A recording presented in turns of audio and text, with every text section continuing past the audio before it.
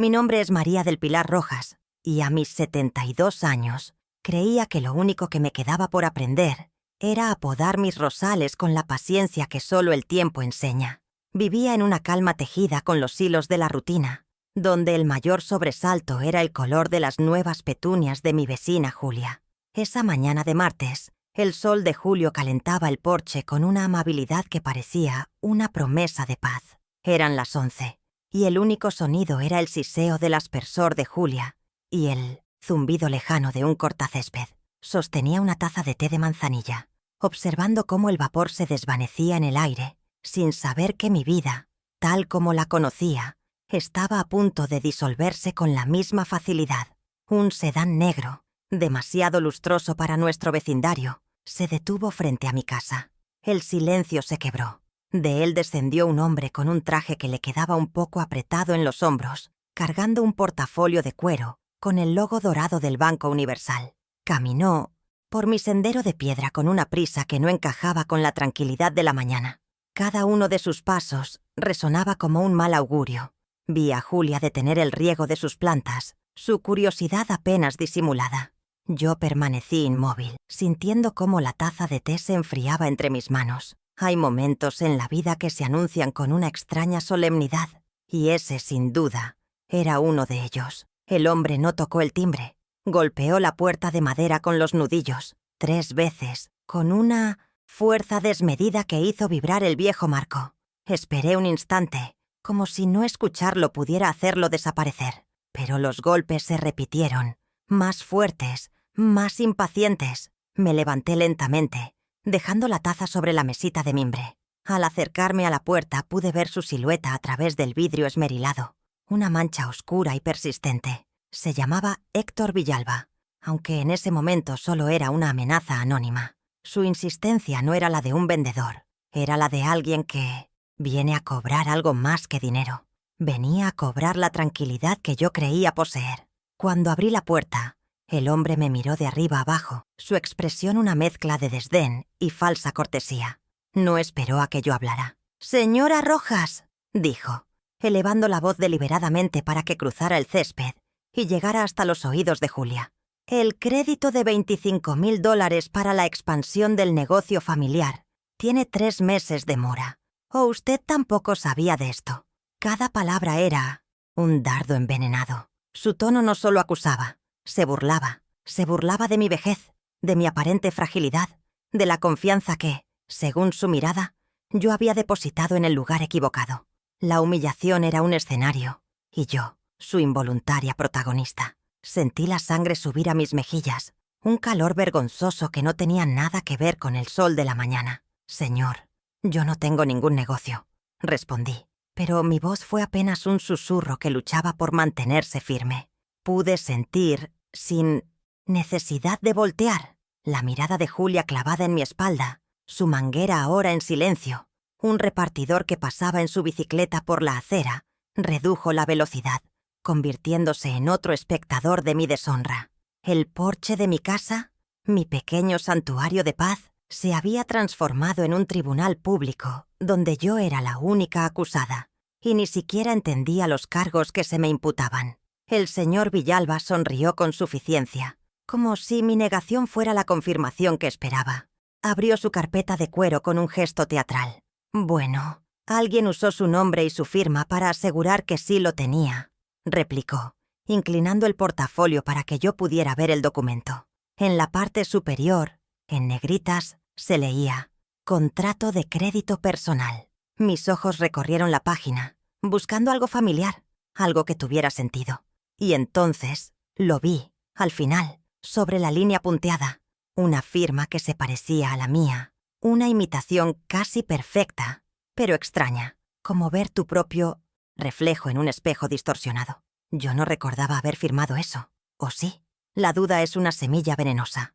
En ese instante, mientras el sol me daba en la cara y el olor a césped recién cortado se mezclaba con el aroma barato de la loción del cobrador, esa semilla comenzó a germinar. Él cerró la carpeta con un chasquido seco. «Tiene 48 horas para presentar un plan de pago, señora Rojas, o el banco iniciará el proceso de ejecución de garantías. Y según este contrato, la garantía Es esta casa, señaló mi hogar con el bolígrafo, como un general marcando un territorio a conquistar. Luego se dio la vuelta y se marchó, dejándome sola en el umbral, con el eco de sus palabras y la mirada compasiva y curiosa de todo el vecindario. Mi vida entera se había construido sobre una base de entregas silenciosas, de sacrificios que nunca pedían reconocimiento. De repente, esos recuerdos me asaltaron con la fuerza de una revelación. Vi mis propias manos, más jóvenes, a los 48 años, moviéndose con una velocidad casi mecánica bajo la luz fluorescente de la fábrica textil. Durante 15 años, trabajé turnos dobles como jefa de costura, mis dedos permanentemente marcados por el dedal y las agujas, para juntar los $40,000 que costó la universidad privada de Luis. Cada puntada, cada metro de tela, era un ladrillo en el edificio de su futuro como arquitecto. Un futuro que yo financié con mi vista y mi espalda. Luego, la memoria saltó a una tarde gris del 2018, en una oficina bancaria impersonal. El gerente me explicaba los formularios con una paciencia condescendiente, mientras yo firmaba el retiro de todos mis ahorros de jubilación. Eran $18,500 exactos, el enganche para el primer apartamento de Luis y su esposa, Natalia. Recuerdo la sonrisa radiante de Natalia mientras me tomaba la mano. «Es una inversión, mamá. Algún día te lo devolveremos», me dijo. Su promesa flotó en el aire estéril del banco, tan vacía como la cuenta que acababa de dejar. Nunca me devolvieron un solo centavo, ni en dinero ni en gratitud. ¿Y cómo olvidar los 6 meses, 3 años atrás, en los que cada fin de semana se convirtió en una jornada de trabajo no remunerado? Luis y Natalia habían comprado una casa más grande y querían remodelar la cocina, un espacio de 120 metros cuadrados que parecía un salón de baile. Mientras yo lijaba gabinetes viejos, hasta que mis brazos ardían, Natalia me supervisaba con ojo crítico. «Así no, mamá, arruinarás la madera», me corregía, su tono siempre teñido de una impaciencia apenas contenida. Yo solo era la mano de obra barata, la figura materna a la que se recurre por conveniencia, no por afecto. ¿Acaso esos sacrificios no significaban nada? El abuso no siempre llega con gritos y golpes. A veces se disfraza de cuidado, de una condescendencia que te hace sentir pequeña e incompetente. «Mamá, es que tú no entiendes de estas cosas financieras complejas», me decía Luis con una sonrisa tranquilizadora cada vez que me ponía un papel para firmar. Y yo, ahogada en esa culpa materna que te obliga a creer en la bondad de tus hijos, firmaba. El aislamiento era su otra herramienta. «Mejor no le contamos para no preocuparla», le escuchaba decir Natalia a otros familiares cuando hablaban de sus problemas económicos, mientras, a mis espaldas, usaban mi dinero y mi crédito para resolverlos. Me habían convertido en una espectadora de mi propia vida, una figura decorativa a la que se le ocultaba la verdad para protegerla, pero no me protegían a mí, protegían sus secretos, su fachada de éxito construida sobre mis cimientos. Luis, mi hijo de 45 años, un desarrollador inmobiliario menor, que vivía aterrorizado por la idea de no aparentar la riqueza que no poseía. Su reloj de marca, ese que yo le regalé en su graduación, era un símbolo constante de su pánico a la quiebra y a la opinión de los demás. Siempre estaba vendiendo una imagen, una ilusión que yo, sin saberlo, estaba financiando. Y Natalia, mi nuera de 42 años, una gerente de marketing para quien cada relación humana era una transacción, un cálculo de pérdidas y ganancias. Su inseguridad social era un pozo sin fondo que intentaba llenar con objetos caros, su camioneta BMW X3, sus bolsos de diseñador, su sonrisa perfectamente ensayada. Ella me veía no como a una madre, sino como a un activo sin explotar, una cuenta bancaria de emergencia con un rostro arrugado. Su debilidad era precisamente esa necesidad de aprobación, esa fragilidad que enmascaraba con una armadura de lujo y desdén. Ambos formaban un equipo perfecto, impulsados por el miedo y la ambición. Cerré la puerta. El mundo exterior desapareció y me quedé sola con el desastre. La humillación en el porche era solo la punta del iceberg. Era el primer peldaño en una escalera de pánico que descendía hacia un abismo que no quería ni imaginar. El espacio seguro de mi hogar había sido violado, convertido en una escena del crimen. Mi nombre, el único legado de mis padres, ahora estaba manchado en los registros de un banco. ¿Qué pensarían los vecinos? ¿Cómo podría volver a sentarme en mi porche, a tomar el té sin sentir sus miradas, sus susurros? La vergüenza era una capa de hielo que empezaba a cubrirme por completo. Los días siguientes confirmaron mis peores temores. Las cartas comenzaron a llegar. Primero, un sobre blanco con el logo del Banco Universal, un recordatorio formal. Luego, sobres de colores más agresivos, con letras rojas que gritaban «Aviso urgente». La deuda de $25.000 había crecido con $2.150 en intereses acumulados, una cifra que para mí era astronómica. Cada mañana, al abrir el buzón, sentía una punzada de miedo. Las cartas se apilaban en la mesa de la entrada, un monumento a mi ingenuidad y a su traición. El problema ya no era solo la humillación, ahora tenía un precio tangible. Una semana después, llegó el golpe que casi me derrumba. Un oficial de justicia, un hombre joven con una expresión de aburrimiento profesional, pegó una notificación oficial en mi puerta. El lenguaje era técnico y frío, pero el mensaje era brutalmente claro. Si no pagaba la totalidad de la deuda en los próximos 30 días, el banco iniciaría un proceso de embargo sobre mi casa, mi único bien, el hogar que mi esposo y yo construimos con nuestras propias manos, valorado en $250.000. El papel blanco pegado en mi puerta era una sentencia de muerte para la única seguridad que me quedaba en el mundo. El miedo se convirtió en un compañero constante. Dejé de ir a las reuniones del club de jardinería del vecindario. Cuando veía a Julia en la calle, le ofrecía un saludo rápido y me metía en casa, incapaz de soportar la compasión en su mirada. Empecé a escuchar susurros, o quizás solo era mi imaginación, pero el estigma de ser una deudora, a mi edad, era como una marca en mi frente. La reputación que había tardado 72 años en construirse estaba desmoronando por una deuda que ni siquiera era mía.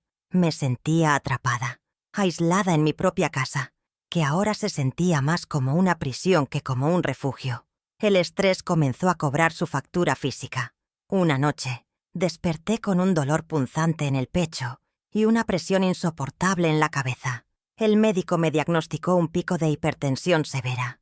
«María, tiene que evitar las preocupaciones», me dijo, sin saber que las preocupaciones se habían mudado a mi casa y dormían en la habitación de al lado. La amenaza ya no era solo a mi patrimonio o mi reputación. Ahora atentaba directamente contra mi salud, contra los años que me quedaban por vivir. ¿Era así como terminaría mi historia? Enferma, sola y sin hogar. ¿Todo por la ambición desmedida de mi propio hijo? Fue en medio de esa desesperación, buscando viejas pólizas de seguro en una caja de documentos de madera, que lo encontré. Estaba al fondo, doblado en 4, un papel amarillento por el tiempo. Lo desdoblé con manos temblorosas. Era un poder general amplio, fechado 5 años atrás. Recordé el día en que Luis me lo dio a firmar. «Es por si te pasa algo, mamá, para poder ayudarte con tus trámites», me había dicho con su habitual tono protector. Creí que era un poder limitado, una simple precaución. Pero ahora, leyendo la letra pequeña, el aliento se me cortó en la garganta.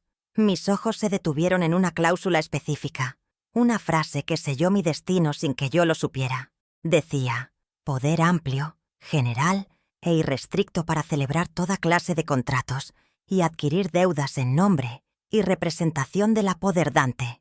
La habitación comenzó a dar vueltas. No fue un error, no fue un malentendido, fue un plan calculado. No me pidieron ayuda, me quitaron el derecho a negarme. Me habían despojado de mi voluntad, convirtiéndome en una marioneta legal para sus fines. La traición tenía un nombre técnico y estaba firmado por mí. ¿Cómo pude ser tan ciega? Sostuve el documento en mis manos. El papel se sentía frágil, como mi confianza rota. De repente, la tristeza dio paso a una emoción nueva, una llama fría y dura que comenzó a arder en mi pecho. La ira, una ira tranquila, precisa, afilada como mis viejas tijeras de costura. Se habían aprovechado de mi amor de madre, de mi ignorancia En sus complejos asuntos financieros, habían confundido mi bondad con estupidez, y en ese preciso instante supe que no me quedaría de brazos cruzados, esperando el embargo. Si ellos habían usado un papel para intentar destruirme, yo usaría otros papeles para recuperar mi vida. El juego acababa de cambiar. Lo primero que hice fue marcar el número de Julia. Le conté todo. Mi voz temblaba al principio, pero se fue afirmando con cada palabra. Ella me escuchó en silencio, sin interrumpir. Cuando terminé, no hubo compasión en su voz, sino una indignación que reflejaba la mía. «Pilar, eso no es un olvido, es un abandono con premeditación», dijo, y sus palabras validaron todo lo que yo sentía. «Mi sobrino nieto, Santiago, es abogado. Es joven, pero es brillante y honesto.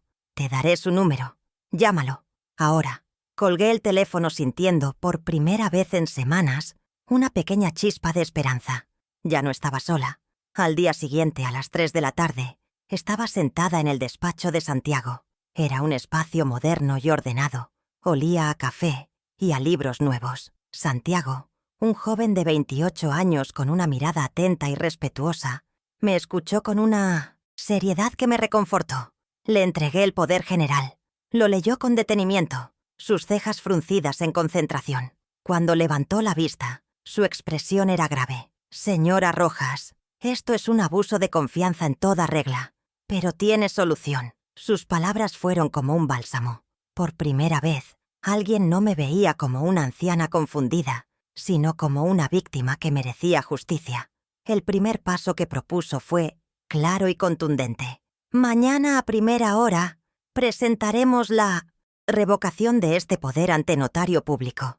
Legalmente, es lo primero que debemos hacer. A partir de ese momento, dejarán de tener cualquier control sobre sus asuntos. Cortaremos el suministro de raíz». La idea de arrebatarles ese poder, ese control que habían ejercido sobre mí en secreto, me llenó de una fuerza renovada.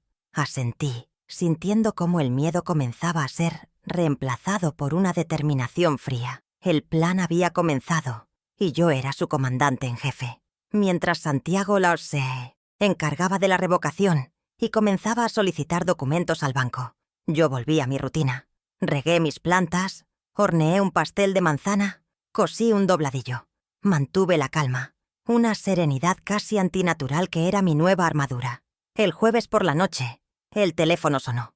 Era Luis. «¿Todo bien, mamá?», preguntó con su habitual tono despreocupado, el mismo que usaba después de cada uno de sus abusos. Sentí un hielo recorrer mis venas, pero mi voz salió cálida y tranquila. «Todo en orden, hijo. ¿Y ustedes cómo están?». No le di ninguna pista. La ignorancia sería mi aliada hasta el momento preciso. Santiago me llamó el viernes por la mañana. «Tengo los primeros documentos, Pilar, y no le va a gustar lo que muestran». Me pidió que fuera a su despacho. En la pantalla de su laptop, me mostró los extractos de mi cuenta bancaria. Allí estaba, claro como el agua, el ingreso del crédito de $25.000 el 15 de marzo, a las 10:04 am. Y luego, la segunda línea, la que me robó el aliento. Una transferencia por el mismo monto exacto a una cuenta conjunta a nombre de Luis Rojas y Natalia Méndez, realizada el mismo día, a las 15:32 pm. El dinero nunca tocó mis manos. Fue un puente, un simple desvío para llegar a sus bolsillos. «No se detiene ahí», dijo Santiago con voz sombría. Había usado sus contactos para indagar un poco más. Sobre su escritorio había un documento impreso. El registro de compra de un vehículo. Era un contrato de una concesionaria de autos de lujo. Mostraba la compra de una camioneta BMW X3, color gris metalizado, a nombre de Natalia Méndez, y la fecha de la transacción era el 16 de marzo, justo un día después de que el dinero del crédito llegara a su cuenta. El enganche pagado era de $25.000.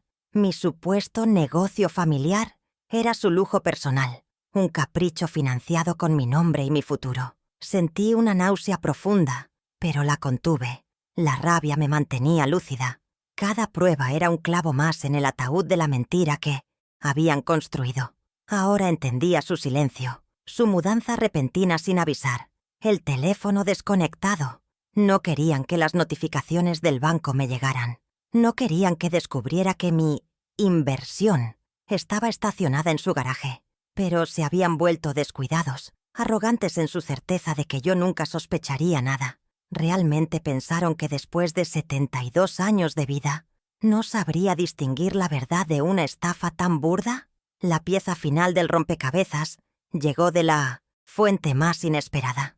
Esa tarde mi otro nieto, el hijo de mi hija, un adolescente experto en tecnología, estaba intentando recuperar unas fotos de una vieja tablet familiar que yo guardaba. De repente me llamó. «Abuela, mira esto. Es un borrador de un correo de tía Natalia para tío Luis». Me acerqué y leí el texto en la pantalla iluminada. Las palabras de Natalia eran crueles y calculadoras. «Tu mamá ni se va a enterar. Con el poder que firmó hace años, esto es perfectamente legal. Cuando pregunten, decimos que es para su cuidado». La mentira tenía un borrador, y yo lo estaba leyendo. Le pedí a mi nieto que lo imprimiera. Sostuve el papel en mis manos, la prueba definitiva de su premeditación. No solo habían abusado de mi confianza, sino que habían planeado cómo mentir al respecto. La frase «es para su cuidado» era la más perversa de todas, una justificación retorcida para su codicia. Habían usado la preocupación por mi vejez como coartada para robarme. Santiago tenía razón. Esto no era un error, era un abandono con premeditación. Y ahora yo tenía todas las pruebas necesarias para demostrarlo. Tenía el poder, los extractos, el contrato del auto y su propia confesión por escrito. El sábado por la mañana recibí la llamada que estaba esperando. Era Luis, su voz falsamente alegre resonando en el auricular. «Mamá, buenas noticias. Cerré un nuevo proyecto y queremos celebrarlo. ¿Qué te parece si el próximo sábado hacemos una cena en tu casa? Nosotros llevamos todo. Tú no te preocupes por nada». La invitación era tan transparente que casi me reí. No era una celebración, era una misión de reconocimiento. Querían asegurarse de mi ignorancia, tantear el terreno, quizás incluso prepararme para pedirme más dinero. La trampa estaba servida, pero no sabían que la presa era yo. Mi corazón latía con una calma gélida. Acepté su oferta sin dudarlo. Mi voz sonaba tan dulce y complaciente como siempre. «Claro que sí, hijo. ¡Qué alegría! Aquí los espero». Colgué el teléfono y una sonrisa lenta se dibujó en mi rostro. No una sonrisa de felicidad, sino de anticipación. Mi plan silencioso, que había comenzado con una llamada a Julia, ahora tenía un escenario, una fecha y una hora. El próximo sábado, en mi propia casa, bajo mis propias reglas, el tablero de juego finalmente se voltearía. La justicia, como la cena, se sirve mejor en casa, y yo estaba preparando un banquete que jamás olvidarían. Pasé la semana siguiente en un estado de concentración absoluta. Era como preparar una de mis costuras más complejas. Cada hilo en su lugar, cada puntada calculada. Santiago me entregó copias notariadas de todas las pruebas, organizadas en una sobria carpeta de cuero negro. Repasamos el plan una y otra vez, sin gritos, sin acusaciones histéricas, solo hechos, presentados con una calma devastadora. Mi papel no era el de una madre herida, sino el de una acreedora que exige lo que es suyo. La única persona a la que puse al tanto fue a Julia. Le pedí que fuera mi invitada especial a la cena.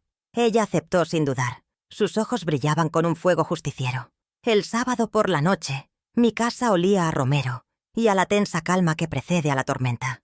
Puse la mesa con mi mejor vajilla, la que solo usaba en ocasiones especiales. A las 8 en punto llegaron. Luis y Natalia entraron con sonrisas amplias y 2 botellas de vino caro. «Mamá, qué linda estás», exclamó Natalia, intentando darme un abrazo que esquivé con la excusa de revisar el horno. Luis me entregó el vino, su reloj de marca brillando bajo la luz del comedor. Ignoraba que ese reloj, un regalo mío, se había convertido para mí en el símbolo de su traición. La cena transcurrió con una normalidad casi surrealista. Hablaron de su nuevo proyecto, de sus planes de vacaciones, de lo bien que se veía Natalia con su nuevo corte de pelo. Yo participaba con monosílabos, observándolos. Julia, a mi lado, era una presencia silenciosa y sólida, mi aliada en esta batalla final. Vi cómo Luis llenaba su copa, una y otra vez, su nerviosismo apenas disimulado bajo una capa de arrogancia. Natalia no paraba de hablar, llenando cada silencio con anécdotas triviales. Estaban actuando, y su actuación era pésima. Esperaban el momento oportuno para lanzar su siguiente petición. Finalmente terminamos de cenar. Luis, visiblemente afectado por el vino, levantó su copa con un gesto grandilocuente. «Quiero proponer un brindis», anunció. «Por los nuevos comienzos, por los grandes proyectos y, sobre todo, por el apoyo incondicional de la familia, en especial de mi madre, que siempre ha sido nuestro pilar». Natalia sonrió y levantó su copa, mirándome con una dulzura empalagosa. Julia y yo nos miramos. Era el momento. La función estaba a punto de comenzar, pero el guión era mío. No levanté mi copa. En su lugar, con un movimiento lento y deliberado, deslicé la carpeta de cuero negro de Santiago sobre la mesa. El sonido suave del cuero contra el mantel de lino fue suficiente para romper el hechizo. «Hablando de apoyo, Luis, creo que tenemos que aclarar los términos», dije. Mi voz tranquila pero cargada de una autoridad que nunca antes habían escuchado en mí. Las sonrisas se congelaron en sus rostros. La confusión apareció en sus ojos. El silencio que cayó sobre la mesa fue absoluto, denso y pesado. Saqué el primer documento de la carpeta. Era la copia de la revocación del poder general, con el sello del notario claramente visible. Lo puse frente a Luis. «A partir del pasado miércoles, a las 9 de la mañana, ya no tienes ninguna autoridad para firmar absolutamente. Mi nombre es María del Pilar Rojas, y a mis 72 años creía que lo único que me quedaba por aprender era apodar mis rosales con la paciencia que solo el tiempo enseña. Vivía en una calma tejida con los hilos de la rutina, donde el mayor sobresalto era el color de las nuevas petunias de mi vecina Julia. Esa mañana de martes, el sol de julio calentaba el porche con una amabilidad que parecía una promesa de paz. Eran las 11, y el único sonido era el siseo del aspersor de Julia y el zumbido lejano de un cortacésped. Sostenía una taza de té de manzanilla, observando cómo el vapor se desvanecía en el aire, sin saber que mi vida, tal como la conocía, estaba a punto de disolverse con la misma facilidad. Un sedán negro, demasiado lustroso para nuestro vecindario, se detuvo frente a mi casa. El silencio se quebró. De él descendió un hombre con un traje que le quedaba un poco apretado en los hombros, cargando un portafolio de cuero con el logo dorado del Banco Universal. Caminó por mi sendero de piedra con una prisa que no encajaba con la tranquilidad de la mañana. Cada uno de sus pasos resonaba como un mal augurio. Vi a Julia detener el riego de sus plantas, su curiosidad apenas disimulada. Yo permanecí inmóvil, sintiendo cómo la taza de té se enfriaba entre mis manos. Hay momentos en la vida que se anuncian con una extraña solemnidad, y ese, sin duda, era uno de ellos. El hombre no tocó el timbre. Golpeó la puerta de madera con los nudillos, 3 veces, con una fuerza desmedida que hizo vibrar el viejo marco. Esperé un instante, como si no escucharlo pudiera hacerlo desaparecer. Pero los golpes se repitieron, más fuertes, más impacientes. Me levanté lentamente, dejando la taza sobre la mesita de mimbre. Al acercarme a la puerta, pude ver su silueta a través del vidrio esmerilado, una mancha oscura y persistente. Se llamaba Héctor Villalba, aunque en ese momento solo era una amenaza anónima. Su insistencia no era la de un vendedor, era la de alguien que viene a cobrar algo más que dinero. Venía a cobrar la tranquilidad que yo creía poseer. Cuando abrí la puerta, el hombre me miró de arriba abajo, su expresión una mezcla de desdén y falsa cortesía. No esperó a que yo hablara. «Señora Rojas», dijo, elevando la voz deliberadamente para que cruzara el césped y llegara hasta los oídos de Julia. «El crédito de $25,000 para la expansión del negocio familiar tiene 3 meses de mora. ¿O usted tampoco sabía de esto?» Cada palabra era un dardo envenenado. Su tono no solo acusaba, se burlaba de mi vejez, de mi aparente fragilidad, de la confianza que, según su mirada, yo había depositado en el lugar equivocado. La humillación era un escenario, y yo, su involuntaria protagonista. Sentí la sangre subir a mis mejillas, un calor vergonzoso que no tenía nada que ver con el sol de la mañana. «Señor, yo no tengo ningún negocio», respondí, pero mi voz fue apenas un susurro que luchaba por mantenerse firme. Pude sentir, sin necesidad de voltear, la mirada de Julia clavada en mi espalda, su manguera ahora en silencio. Un repartidor que pasaba en su bicicleta por la acera redujo la velocidad, convirtiéndose en otro espectador de mi deshonra. El porche de mi casa, mi pequeño santuario de paz, se había transformado en un tribunal público, donde yo era la única acusada, y ni siquiera entendía los cargos que se me imputaban.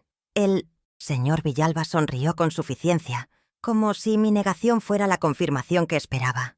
Abrió su carpeta de cuero con un gesto teatral. «Bueno, alguien usó su nombre y su firma para asegurar que sí lo tenía», replicó, inclinando el portafolio para que yo pudiera ver el documento. En la parte superior, en negritas, se leía «Contrato de crédito personal». Mis ojos recorrieron la página, buscando algo familiar, algo que tuviera sentido. Y entonces lo vi, al final, sobre la línea punteada. Una firma que se parecía a la mía, una imitación casi perfecta, pero extraña, como ver tu propio reflejo en un espejo distorsionado. Yo no recordaba haber firmado eso. ¿O sí? La duda es una semilla venenosa. En ese instante, mientras el sol me daba en la cara y el olor a césped recién cortado se mezclaba con el aroma barato de la loción del cobrador, esa semilla comenzó a germinar. Él cerró la carpeta con un chasquido seco. «Tiene 48 horas para presentar un plan de pago, señora Rojas, o el banco iniciará el proceso de ejecución de garantías. Y según este contrato, la garantía es esta casa», señaló mi hogar con el bolígrafo, como un general marcando un territorio a conquistar. Luego se dio la vuelta y se marchó, dejándome sola en el umbral, con el eco de sus palabras y la mirada compasiva y curiosa de todo el vecindario. Mi vida entera se había construido sobre una base de entregas silenciosas, de sacrificios que nunca pedían reconocimiento. De repente, esos recuerdos me asaltaron con la fuerza de una revelación.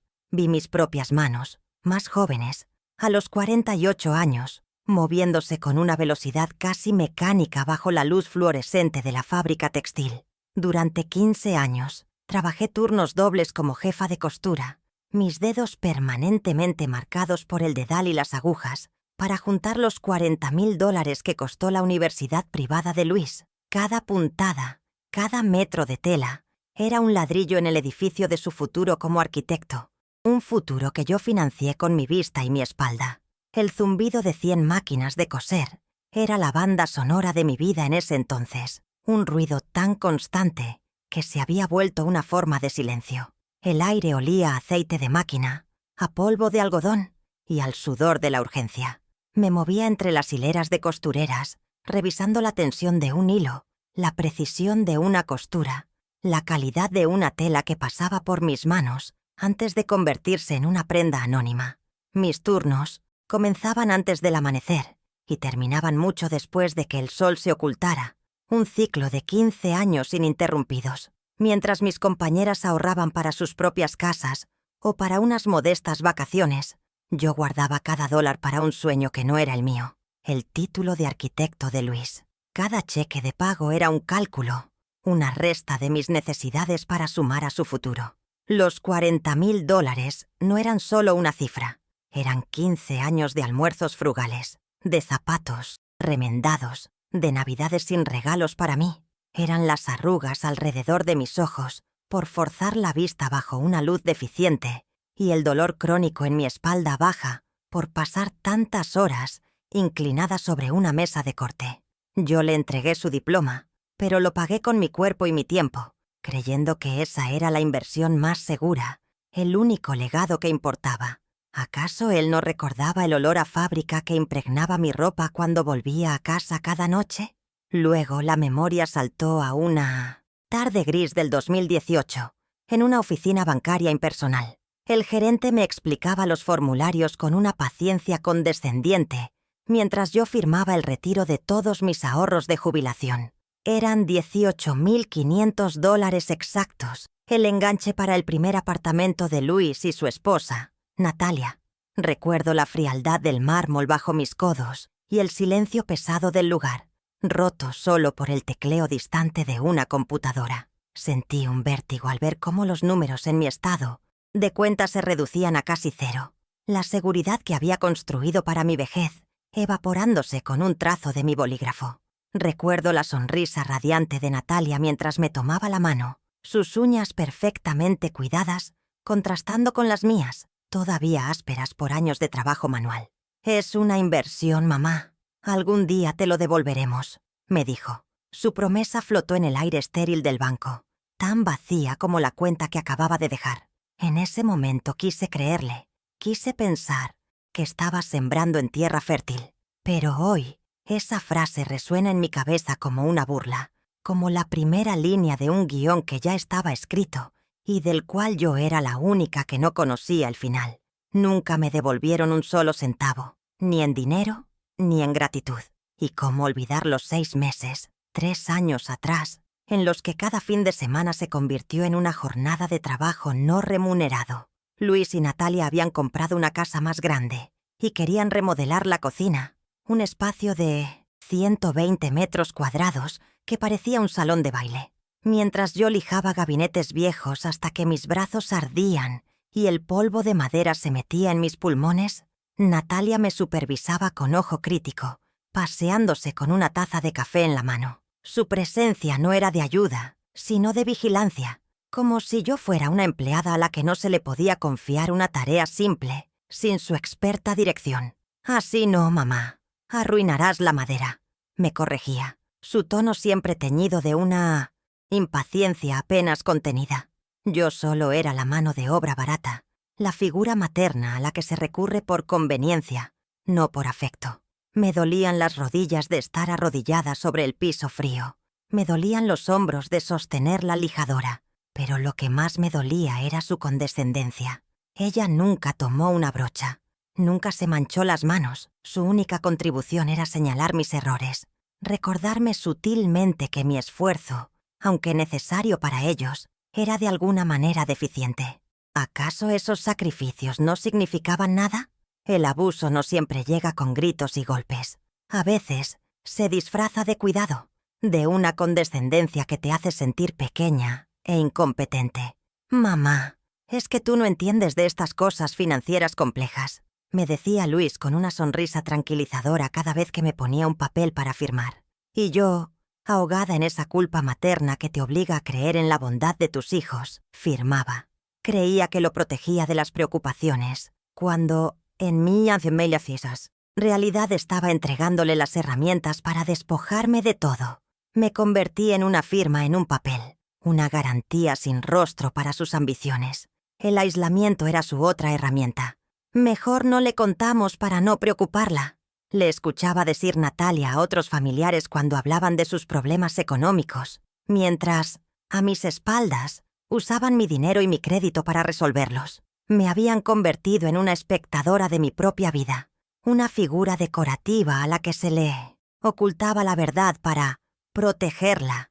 Pero no me protegían a mí, protegían sus secretos, su fachada de éxito construida sobre mis cimientos. Habían confundido mi amor incondicional con un permiso ilimitado, y ese fue su más grave error de cálculo. Fue en medio de esa desesperación, buscando viejas pólizas de seguro en una caja de documentos de madera, con olor a papel viejo y a lavanda seca, que lo encontré. Estaba al fondo, doblado en 4, un papel amarillento por el tiempo, casi quebradizo, al tacto. Lo desdoblé con manos temblorosas, alisando las arrugas sobre la mesa de la cocina. Era un poder general amplio, fechado 5 años atrás, el 12 de mayo de 2018. Recordé el día en que Luis me lo dio a firmar, su voz tan suave y convincente. «Es por si te pasa algo, mamá, para poder ayudarte con tus trámites», me había dicho con su habitual tono protector.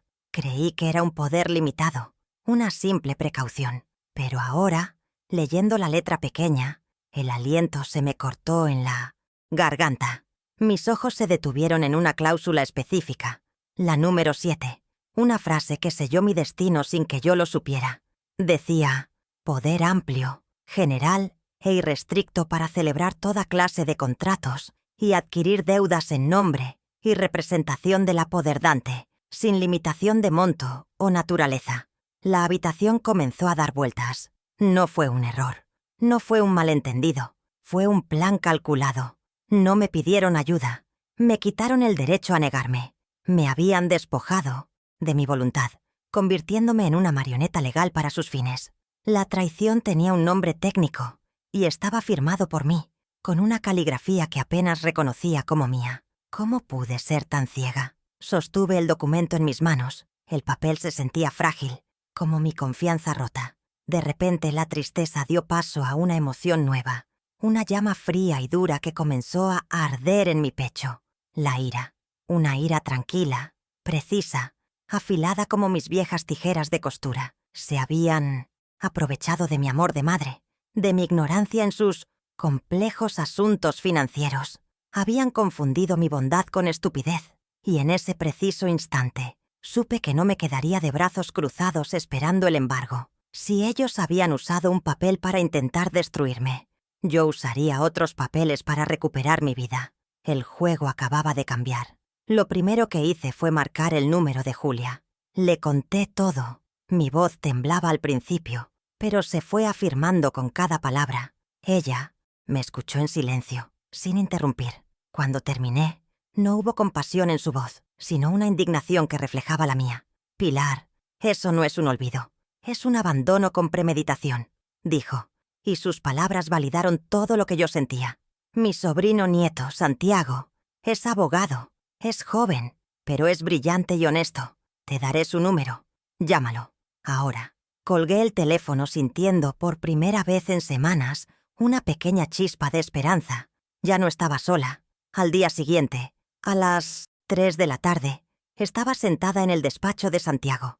Era un espacio moderno y ordenado. Olía a café y a libros nuevos. Santiago, un joven de 28 años con una mirada atenta y respetuosa, me escuchó con una seriedad que me reconfortó. Le entregué el poder general. Lo leyó con detenimiento, sus cejas fruncidas en concentración. Cuando levantó la vista, su expresión era grave. «Señora Rojas, esto es un abuso de confianza en toda regla, pero tiene solución». Sus palabras fueron como un bálsamo. Por primera vez, alguien no me veía como una anciana confundida, sino como una víctima que merecía justicia. El primer paso que propuso fue claro y contundente. «Mañana a primera hora presentaremos la revocación de este poder ante notario público. Legalmente es lo primero que debemos hacer. A partir de ese momento, dejarán de tener cualquier control sobre sus asuntos. Cortaremos el suministro de raíz». La idea de arrebatarles ese poder, ese control que habían ejercido sobre mí, en secreto, me llenó de una fuerza renovada. Asentí, sintiendo cómo el miedo comenzaba a ser reemplazado por una determinación fría. El plan había comenzado, y yo era su comandante en jefe. Mientras Santiago se encargaba de la revocación, comenzó a solicitar los documentos al banco, advirtiéndome que lo que encontraríamos podría ser doloroso. Santiago me llamó el viernes por la mañana. «Tengo los primeros documentos, Pilar, y no le va a gustar lo que muestran». Me pidió que fuera a su despacho. La pantalla de su laptop me mostró los extractos de mi cuenta bancaria. Allí estaba, claro como el agua, el ingreso del crédito de $25.000 el 15 de marzo a las 10:04 am. Y luego, la segunda línea, la que me robó el aliento. Una transferencia por el mismo monto exacto a una cuenta conjunta a nombre de Luis Rojas y Natalia Méndez, realizada el mismo día, a las 15:32 pm. El dinero nunca tocó mis manos. Fue un puente, un simple desvío para llegar a sus bolsillos. «No se detiene ahí», dijo Santiago con voz sombría. Había usado sus contactos para indagar un poco más. Sobre su escritorio había un documento impreso, el registro de compra de un vehículo. Era un contrato de una concesionaria de autos de lujo. Mostraba la compra de una camioneta BMW X3, color gris metalizado, a nombre de Natalia Méndez, y la fecha de la transacción era el 16 de marzo, justo un día después de que el dinero del crédito llegara a su cuenta.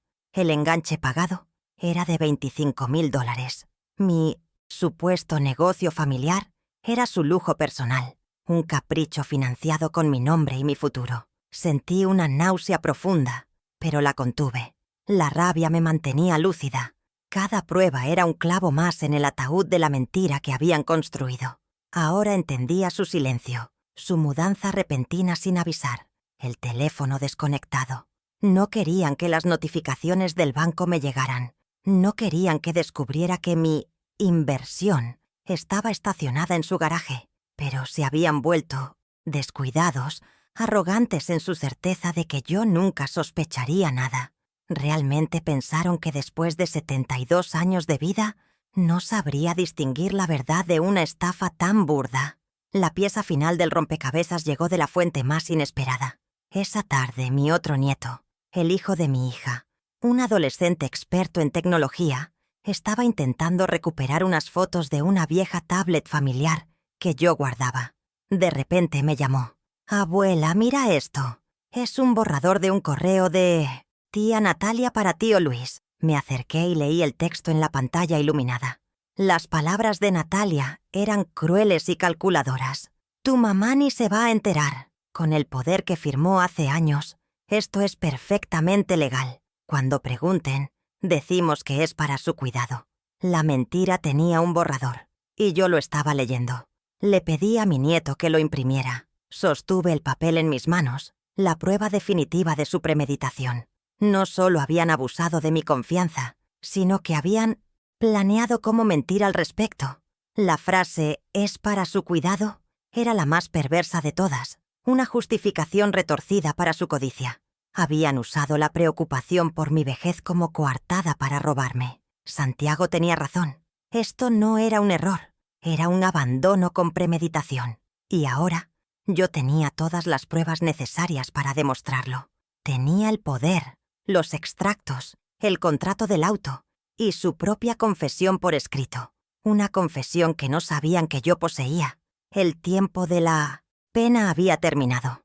Comenzaba el tiempo de la estrategia. Mi primer movimiento fue llamar a Julia. Eran las 10 de la mañana del lunes. No le conté de inmediato sobre el correo. Solo le dije que había tomado una decisión. Su voz, siempre práctica y firme, me ancló. «Te dije que Santiago era la persona correcta. No esperes, Pilar. Cada día que pasa es un día que ellos tienen de ventaja». Colgué y marqué el número del abogado. Le pedí una cita para el día siguiente, a las 3 de la tarde. Mi voz sonaba extrañamente serena, como si estuviera organizando una de mis tardes de costura. Pero no iba a coser tela, iba a descoser una red de mentiras. Esa noche guardé todas las pruebas en una vieja caja de madera, el mismo lugar donde encontré el poder que casi me destruye. El martes, en el despacho de Santiago, el aire olía a determinación. Puse sobre su escritorio de caoba el poder general original y la impresión del correo electrónico. Él leyó el email en silencio, sus labios apretados en una línea fina. Levantó la vista y no vi compasión, sino respeto. «Esto cambia todo. Esto es evidencia de dolo, de una intención clara de engañar», dijo, su voz precisa como un bisturí. «Lo primero es cortarles el acceso. Mañana a primera hora, usted y yo iremos a la notaría a firmar la revocación de este poder. Legalmente, a partir de las 9 de la mañana del miércoles, Luis Rojas no será más que un extraño para sus finanzas». La promesa de esa acción inmediata fue como respirar aire puro después de semanas de asfixia. El miércoles por la mañana, el ambiente de la notaría era solemne y frío. El notario, un hombre de gafas gruesas, leyó el documento de revocación en voz alta. Cada palabra era un ladrillo que yo ponía de vuelta en el muro de mi independencia. Cuando firmé, mi pulso era firme. El sonido del sello de goma golpeando el papel resonó en la sala silenciosa como un martillazo final. Era el fin de una era de vulnerabilidad. Salí de allí sintiéndome más ligera, como si me hubiera quitado un abrigo pesado que llevaba puesto durante años sin darme cuenta. Santiago me aseguró que la notificación certificada le llegaría a Luis en un plazo de 72 horas, pero para entonces mi plan ya estaría mucho más avanzado. Esa misma tarde Santiago me llamó. «Tengo los extractos del banco. ¿Puede venir?» En la pantalla de su computadora, las cifras contaban la historia con una frialdad brutal. El 15 de marzo, a las 10:04 am, el ingreso de $25,000. A las 15:32 pm del mismo día, La salida de la misma cantidad a la cuenta de Luis y Natalia. El dinero estuvo en su cuenta menos de 6 horas, Pilar. Fue una operación puente. Verlo así, en blanco y negro, eliminó cualquier vestigio de duda. No era una ayuda desesperada. Era un saqueo planificado. El dinero nunca tocó mis manos, repetí en voz baja. No como una queja, sino como la primera línea de mi acusación. El jueves, la evidencia se volvió aún más tangible. Santiago había conseguido, a través de una consulta en el registro público de vehículos, el contrato de compra del BMW X3 de Natalia. El documento impreso y sobre su escritorio era una bofetada. El enganche de $25.000 había sido pagado el 16 de marzo, menos de 24 horas después del desvío de mi crédito. De repente, la imagen de Natalia, con sus bolsos de diseñador y su aire de superioridad, se volvió grotesca. Ella no conducía un auto de lujo, conducía mi casa, mi seguridad, mi salud.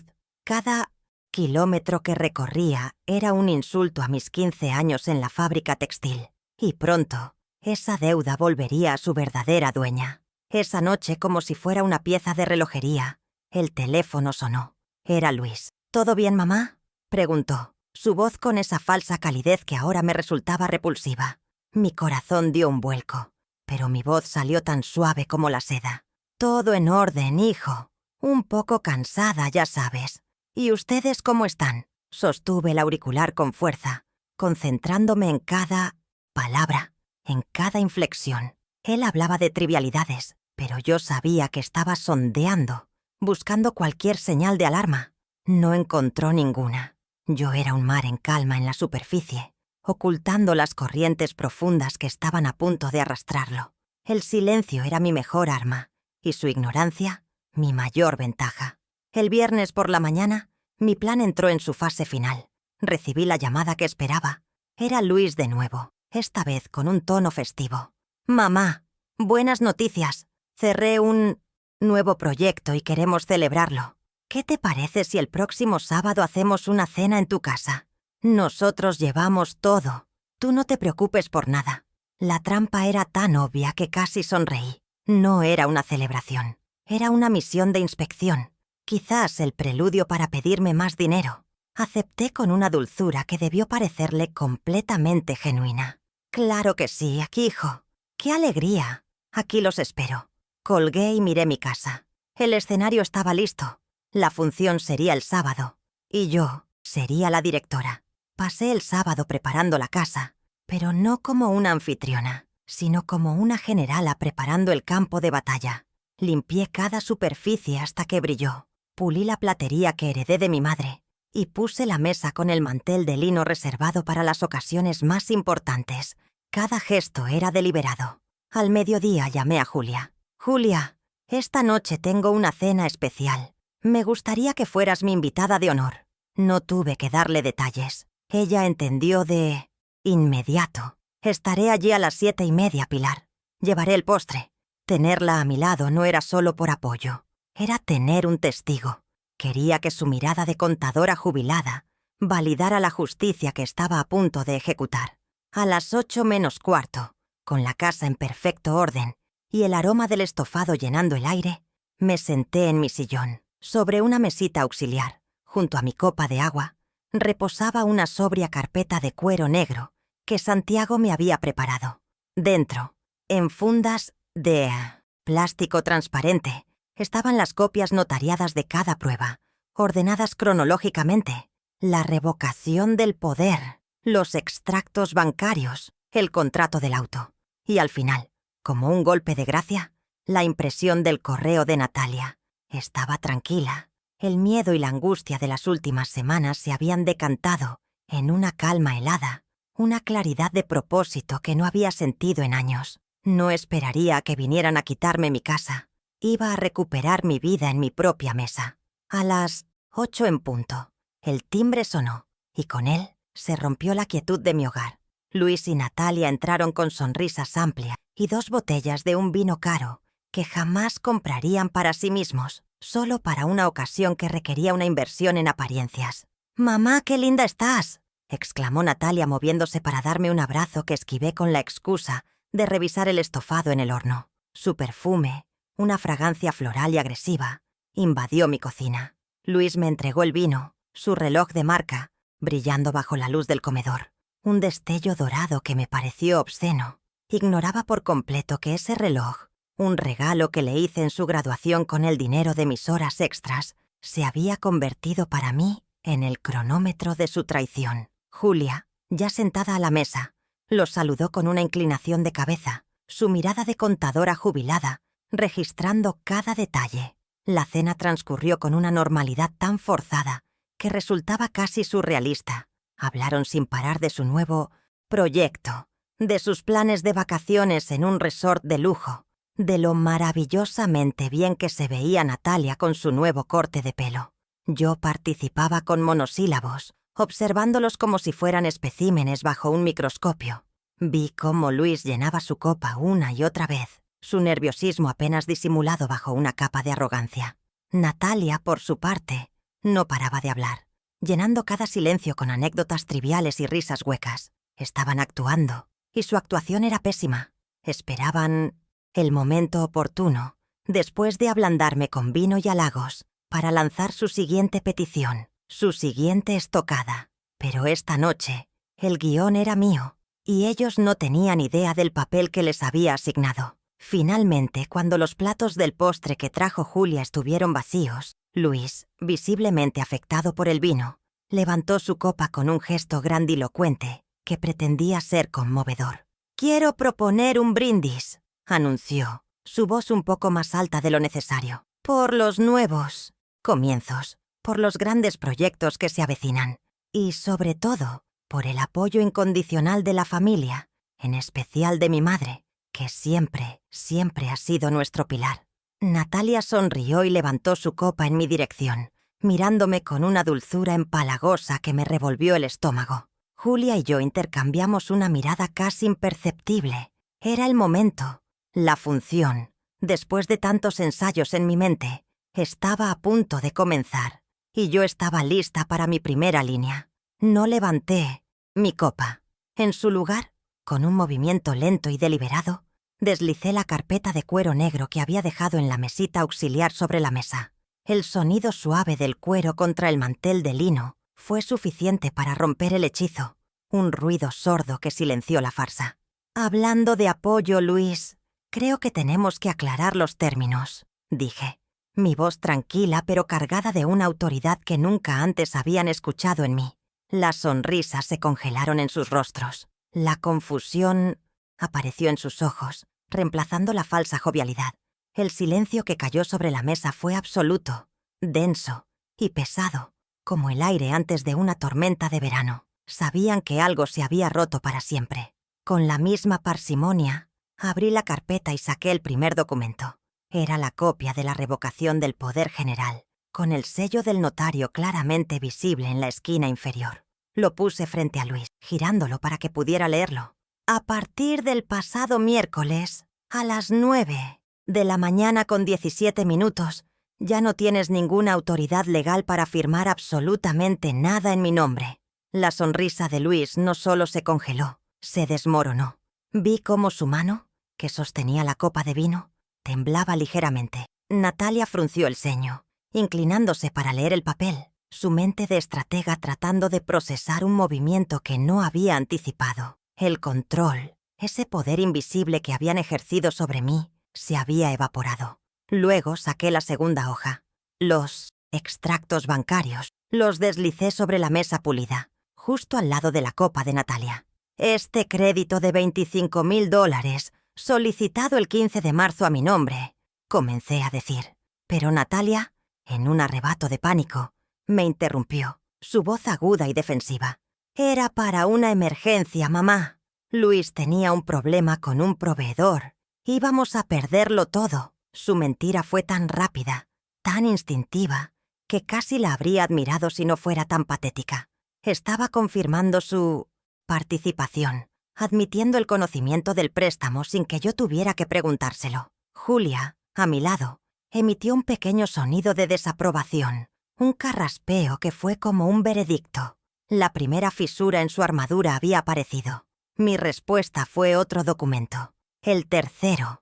Lo puse sobre los extractos, cubriendo las cifras con una prueba aún más devastadora.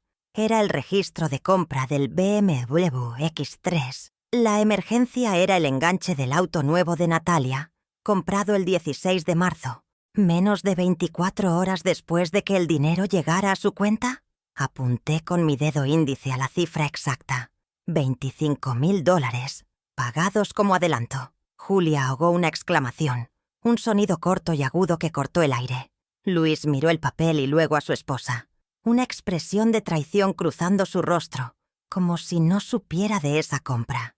Natalia, por primera vez, se quedó sin palabras. El lujo que usaba como escudo ahora era la prueba irrefutable de su fraude. Finalmente, saqué la última pieza de mi arsenal, la más cruel y definitiva.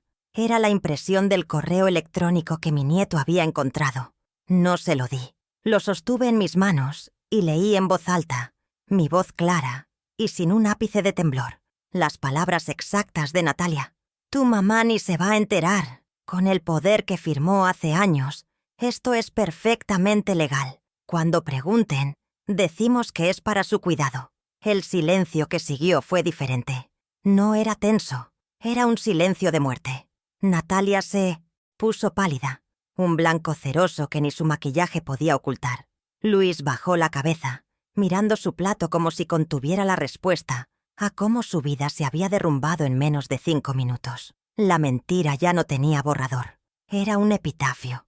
Los observé por un largo instante, permitiendo que el peso de la verdad los aplastara. Ya no eran los exitosos empresarios que habían entrado por mi puerta. Eran 2 niños asustados, atrapados en una mentira que se les había vuelto demasiado grande. No había gritos, no había lágrimas, solo la fría y desnuda evidencia sobre el mantel de lino. Mi pequeña victoria estaba completa. La dinámica de poder se había invertido para siempre. Ya no era la madre vulnerable, sino la acreedora, la jueza, y el juicio apenas comenzaba.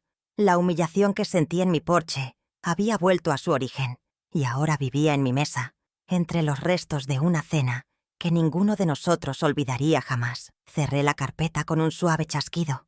«Mi abogado», comencé. Mi voz ahora cortante como el cristal. «Les enviará mañana a primera hora un acuerdo formal. Tienen exactamente 30 días, a partir de mañana, para refinanciar el crédito del auto a nombre de Natalia y usar ese dinero para liquidar la totalidad de la deuda de $25.000 más, los intereses acumulados que actualmente están a mi nombre». Hice una pausa, mirándolos fijamente. Si el día 31 la deuda no ha sido saldada por completo, la demanda que se presentará no será por un impago, será por fraude, estafa y abuso de confianza.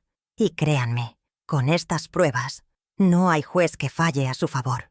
El color del vino tinto en la copa de Luis era de un rojo profundo, casi negro, como la mentira que estaba a punto de desmoronarse. Su brindis resonó en el comedor.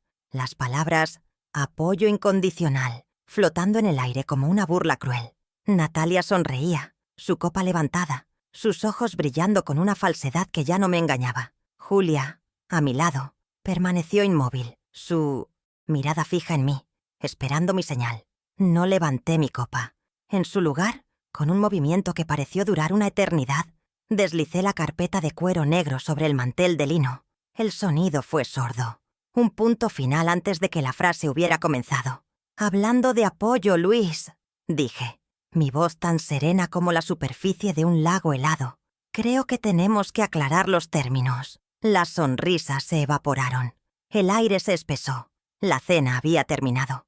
Con la misma calma, abrí la carpeta y saqué el primer documento. Era la copia de la revocación del poder general, el sello del notario público, estampado con una tinta azul autoritaria. Lo deslicé por la mesa hasta que se detuvo justo frente al plato de Luis. «A partir del pasado miércoles, a las 9:17 de la mañana, ya no tienes ninguna autoridad legal para actuar en mi nombre», declaré, cada sílaba precisa y sin emoción. Vi cómo la sangre abandonaba su rostro. Su mano, que aún sostenía la copa, comenzaba a temblar de forma casi imperceptible. Natalia se inclinó. sus ojos entrecerrados escrutando el papel como si no pudiera creer lo que leía. Su fortaleza, construida sobre un documento, acababa de ser demolida por otro. El control había cambiado de manos. Luego, saqué la segunda hoja. Los extractos bancarios, las hileras de números eran un testimonio frío e irrefutable. Los puse sobre la mesa, justo al lado de la copa de Natalia. Este crédito de $25,000, solicitado el 15 de marzo a mí. Nombre, comencé a decir, pero no necesité terminar. El pánico rompió la fachada de Natalia. «Era para una emergencia, mamá», exclamó. Su voz un chillido agudo y defensivo que cortó el silencio. Luis tenía un problema con un proveedor. Íbamos a perderlo todo.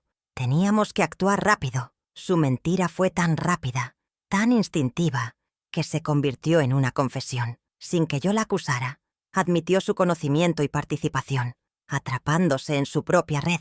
Julia, a mi lado, emitió un pequeño sonido de desaprobación, un carraspeo que fue como el martillo de un juez. Mi respuesta no fue una palabra, sino otro documento. El tercero. Lo puse sobre los extractos, cubriendo las cifras con una prueba aún más visual y humillante.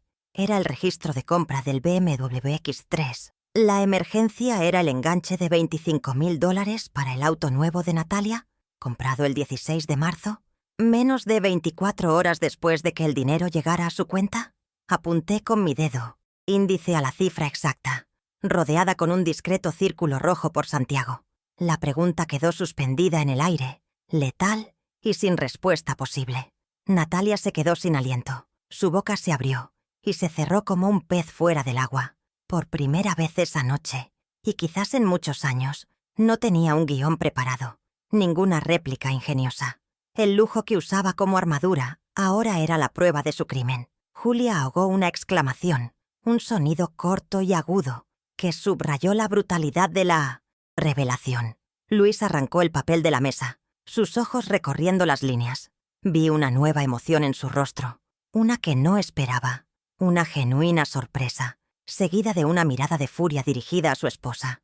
Quizás él sabía del préstamo, pero no del destino final del dinero. Natalia se encogió bajo su mirada, su máscara de superioridad hecha añicos. Habían sido un equipo en el engaño, pero ahora, bajo la presión de la verdad, comenzaban a devorarse el uno al otro. Su alianza, forjada en la codicia, se disolvía ante mis ojos. Yo solo observaba, en silencio, mientras su mundo implosionaba sobre mi mesa de comedor. Finalmente saqué la última pieza de mi arsenal, la más cruel porque venía de su propia mano.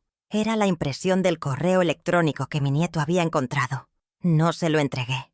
Lo sostuve entre mis dedos y leí en voz alta, mi voz clara y sin un ápice de temblor, las palabras exactas de Natalia. Tu mamá ni se va a enterar. Con el poder que firmó hace años, esto es perfectamente legal. Cuando pregunten, decimos que es para su cuidado. El silencio que siguió fue diferente. No era tenso. Era un silencio de muerte. Un vacío absoluto donde antes hubo mentiras. La justificación de su robo, la coartada de mi supuesto bienestar, quedaba expuesta como la perversidad que era. Habían planeado no solo el crimen, sino también la manipulación emocional que lo encubriría. Natalia se puso pálida, un blanco ceroso que ni su costoso maquillaje podía ocultar. Luis bajó la cabeza, su mirada fija en su plato de postre a medio comer, como si contuviera la respuesta a cómo su vida se había derrumbado en menos de 5 minutos. La arrogancia, el encanto, la falsa preocupación, todo se había desvanecido. Solo quedaban 2 extraños sentados a mi mesa, despojados de sus disfraces, expuestos bajo la luz cruda de la verdad. Mi pequeña victoria estaba completa. La dinámica de poder se había invertido para siempre. Ya no era la madre vulnerable y fácil de engañar.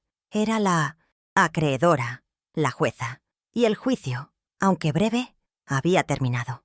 Ahora solo quedaba dictar la sentencia. Cerré la carpeta de cuero con un suave chasquido, un sonido final y ordenado.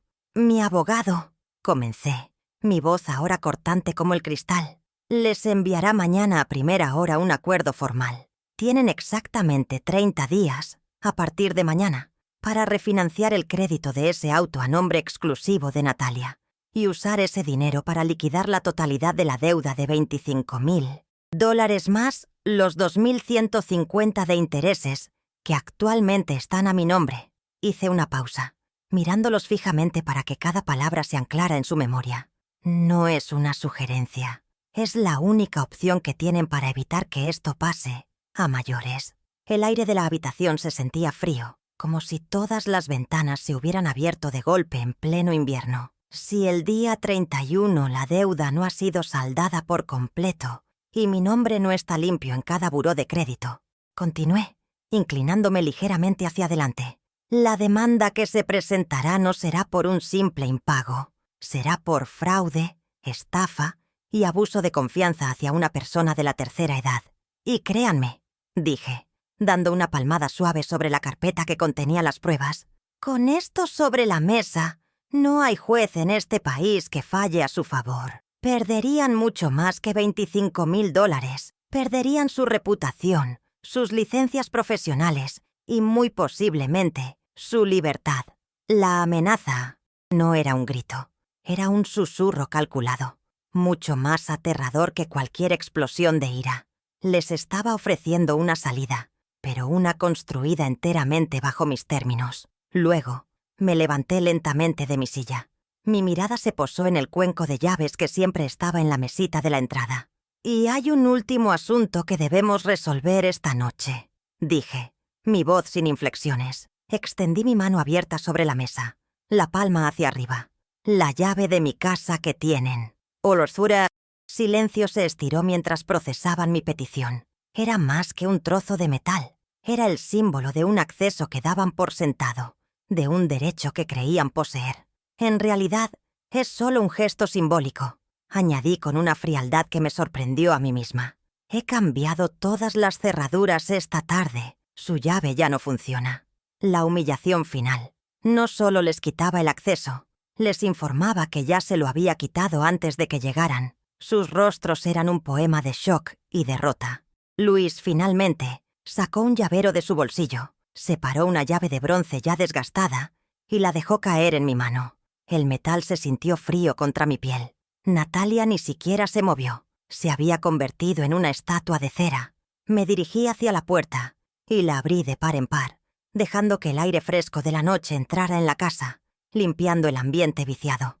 «Y esta», dije, mi voz resonando en el vestíbulo, señalando la oscuridad del exterior, «es la última cena familiar que tendremos hasta que mi nombre esté completamente limpio y mi confianza sea, de alguna manera, reparada. Lo cual, francamente, dudo que ocurra». Se levantaron como autómatas, sin mirarme, sin mirar a Julia. Caminaron hacia la puerta, dos figuras encorvadas que habían perdido su brillo. Mientras cruzaban el umbral, Luis se detuvo por un instante y me miró, sus ojos llenos de una mezcla de rabia y súplica. «Pero mamá, soy tu hijo», susurró, como si esas palabras fueran un conjuro que pudiera revertir todo lo sucedido. Lo miré directamente a los ojos, sin parpadear. «El amor de una madre es incondicional, Luis, pero su confianza no es un recurso inagotable, y tú agotaste la tuya». Cerré la puerta suavemente detrás de ellos. El sonido del cerrojo al girar fue el más dulce que había escuchado en mucho tiempo. Me di la vuelta y vi a Julia, quien me miraba con una sonrisa de profundo y silencioso orgullo. Había recuperado mi casa, había recuperado mi nombre. Cuando la puerta se cerró, el silencio que quedó en la casa no fue un vacío, sino un espacio recuperado. Julia se levantó y, en lugar de hablar, simplemente tomó mi mano entre las suyas. Su tacto era firme, un ancla en la calma que seguía a la tormenta. Miré la mesa, los restos de la cena, la carpeta de cuero cerrada. Cada objeto parecía un testigo de la batalla que acababa de librarse sin un solo grito. Por primera vez en meses, respiré profundamente y el aire que llenó mis pulmones se sintió limpio, libre de la toxicidad, de la mentira y la manipulación. Había purgado mi hogar no solo de dos presencias, sino de una dinámica de abuso que había permitido durante demasiado tiempo. La victoria no fue ruidosa, fue una quieta y profunda reafirmación de mi propio ser. 3 días después, mientras regaba mis geranios, mi teléfono vibró sobre la mesita del porche. Era un mensaje de texto de Santiago. Corto, profesional, al punto. Pilar, buenos días. El abogado de su hijo acaba de contactarme. Han aceptado los términos del acuerdo de pago sin ninguna objeción. La documentación para la refinanciación del vehículo ya está en proceso. Leí el mensaje 3 veces, dejando que cada palabra se asentara. No hubo una explosión de alegría, sino una sensación de alivio tan inmensa que tuve que sentarme. Era la primera prueba tangible de que mi plan no había sido solo un acto de catarsis, sino una estrategia efectiva. La maquinaria de la justicia que yo había puesto en marcha con una llamada telefónica, ahora se movía a mi favor, inexorable y precisa. Mi comunicación con ellos cambió radicalmente, convirtiéndose en un reflejo de mis nuevos límites. Las llamadas espontáneas cesaron. Ahora, cualquier interacción se canalizaba a través de mensajes de texto, breves y estrictamente informativos. Un martes, Luis escribió: «Mamá, necesito pasar a buscar unos libros viejos que dejé en el ático». Mi antiguo yo habría respondido de inmediato: «Claro, hijo, ven cuando quieras». Mi nuevo yo esperó 1 hora antes de contestar. «Estaré en casa el sábado, entre las 10 y las 11 de la mañana. Avísame si ese horario te funciona». El control sobre mi tiempo, mi espacio y mi disponibilidad ahora era mío, y cada mensaje que enviaba era un recordatorio de esa nueva realidad. La primera vez que los vi después de aquella noche fue 2 semanas más tarde, y no fue en mi casa. Yo elegí el lugar. Una pequeña cafetería neutral a medio camino entre nuestros barrios. La conversación fue torpe, un campo minado de temas prohibidos. Hablaron del clima, de una película que habían visto, de cualquier cosa que no tuviera peso. Los observé por encima de mi taza de café. Se veían más pequeños, despojados de la arrogancia que les daba el sentirse con derechos sobre mí. Natalia evitaba mi mirada, mientras que Luis parecía incómodo en su propia piel. Ya no eran los depredadores. Eran 2 personas que se enfrentaban a las consecuencias de sus actos, y la incomodidad que sentían era el precio de su traición. El día 28 del plazo de 30 días, recibí la llamada de Santiago. «Pilar, está hecho. El banco ha recibido la transferencia completa. La deuda está saldada. Su nombre está limpio». Fui a su despacho esa misma tarde para firmar los últimos papeles. Me mostró la pantalla de su computadora, donde se leía un correo oficial del Banco Universal. En el asunto, 2 palabras en mayúsculas: deuda saldada. Sentí como una tensión que no sabía que cargaba en mis hombros y en mi nuca se disolvía por completo. Los $27.150 que habían amenazado con arrebatarme mi hogar, mi paz y mi salud se habían evaporado. Salí de su oficina y caminé bajo el sol, sintiéndome dueña de cada uno de mis pasos, con una pequeña parte del dinero que me reembolsaron por los intereses que yo había pagado. Hice algo que no había hecho en décadas. Invertí en mí misma. Fui a una tienda especializada y compré una máquina de coser nueva, un modelo pequeño pero potente, de fabricación alemana. La instalé en una esquina de la sala, junto a la ventana que da al jardín. El sonido suave y rítmico de su motor se convirtió en la nueva banda sonora de mis tardes. Mi habilidad con la aguja y el hilo, la misma que había usado durante 15 años en una fábrica para financiar el futuro de Luis, ahora la reclamaba para mi propio placer, para crear belleza sin sacrificio, solo por la alegría de hacerlo. Mi rutina diaria se transformó. Ya no me acercaba al buzón con el corazón encogido. Volví a sentarme en mi porche cada mañana, con mi taza de té, pero ya no era un acto de desafío, sino de posesión. La vergüenza que me había hecho esconderme de la mirada de Julia fue reemplazada por una serena confianza. Un día, ella se acercó a mí cerca y me dijo: «Pilar, tus rosales nunca se habían visto tan hermosos». Y yo supe que no solo hablaba de las flores, hablaba de mí. El espacio público de mi humillación se había convertido en el escenario de mi tranquila y visible restauración, un testimonio silencioso de mi resiliencia. La relación con mi nieto, el que encontró el correo electrónico, floreció de una manera inesperada. Empezó a visitarme los fines de semana, no por obligación, sino con una curiosidad genuina. En el jardín, le enseñé el arte de podar los rosales, cómo cortar justo por encima de la yema para fomentar un nuevo crecimiento, una metáfora perfecta de lo que yo había hecho en mi propia vida. No hablamos directamente de lo sucedido con sus tíos, pero en su mirada había un nuevo tipo de admiración, un respeto que trascendía el simple afecto familiar. Me veía no solo como su abuela, sino como la mujer que había desmantelado una injusticia con inteligencia y coraje. A través de mi hija supe de las consecuencias en la vida de Luis y Natalia. Tuvieron que vender el BMW X3 de forma apresurada, perdiendo una cantidad considerable de dinero para poder cumplir con el plazo de 30 días. Su fachada de éxito sin esfuerzo se había agrietado visiblemente. Natalia, antes tan activa en sus redes sociales mostrando su estilo de vida, guardó un silencio prolongado. No sentí alegría por su desgracia, sino una sensación de equilibrio restaurado. La balanza de la justicia, que había estado tan desequilibrada, finalmente había encontrado su centro. Sus acciones habían tenido un costo real y tangible, y ahora estaban obligados a pagarlo. Internamente, algo fundamental había cambiado en mí. Seguía siendo madre, y el amor por mi hijo, aunque herido y transformado, no había desaparecido por completo. Pero había aprendido la lección más importante de mi vida. El amor no requiere la anulación de uno mismo.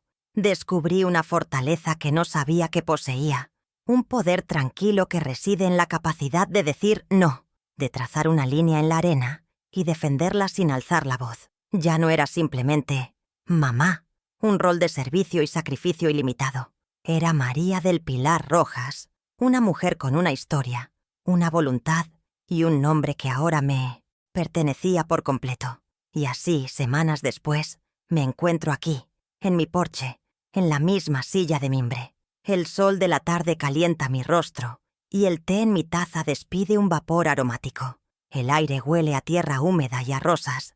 Miro mis manos, las mismas manos que trabajaron en la fábrica, que lijaron gabinetes, que firmaron documentos a ciegas, pero ahora las veo de otra manera. Son las manos que sostuvieron las pruebas, que firmaron la revocación, que giraron la llave en una cerradura nueva. Son las manos que descosieron una vida de sumisión y cosieron una de dignidad. La paz que siento no es la calma de la ignorancia, sino la serenidad ganada a pulso de quien conoce su propio valor. He aprendido que los lazos de sangre no otorgan un derecho de propiedad sobre el alma de una persona. El amor debe ser un refugio, no una excusa para el abuso. He perdonado, no por ellos, sino por mí, para liberarme del peso del rencor. Pero el perdón no es amnesia. Las puertas de mi casa están abiertas, pero la entrada ya no es incondicional. Descubrí que la palabra madre no es sinónimo de garantía ilimitada. Mi nombre, ahora, solo me avala a mí.